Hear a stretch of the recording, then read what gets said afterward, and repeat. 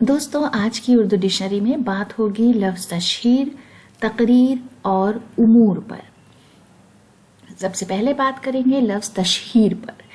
تشہیر کا مطلب ہے شہرت پانا، اصل میں یہ شہرت سے بنا ہے، شہرت تشہیر۔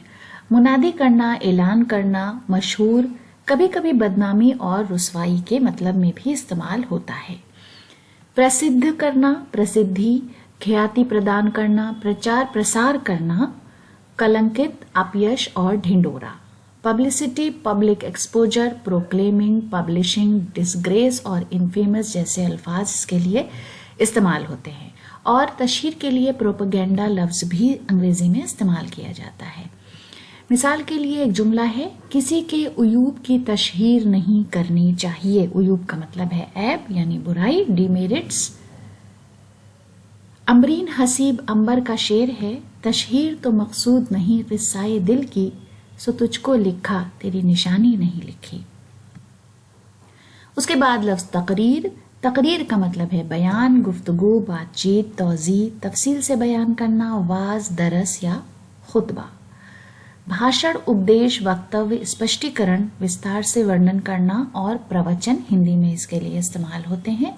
انگلش میں speech, discourse, statement, declaration, assertion, narrative, detail, explaining, address یعنی ٹو ایڈریس، لیکچر، اوریشن اور ٹاک جیسے الفاظ اس کے لیے استعمال کیے جاتے ہیں۔ مثال کا جملہ دیکھ لیجئے، کچھ لوگ بڑی اچھی تقریر کرتے ہیں۔ مرزا غالب کا ایک بہت ہی خوبصورت سا شعر یاد آیا، آپ کے ساتھ شیئر کر رہی ہوں۔ دیکھنا تقریر کی لذت کہ جو اس نے کہا، میں نے یہ جانا کہ گویا یہ بھی میرے دل میں ہے۔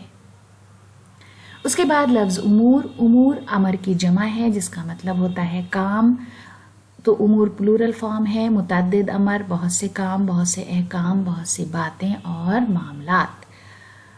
کاروبار، وشے وستویں اور سمسیائیں۔ Affairs, matters, issues, things, business اور ایکشنز جیسے الفاظ اس کے لیے استعمال ہوتے ہیں۔ سیاسی امور کو سمجھنا ہر ایک کے بس کی بات نہیں ہے۔ سیاسی امور یا جسے ہم پولیٹیکل ایشوز کہتے ہیں۔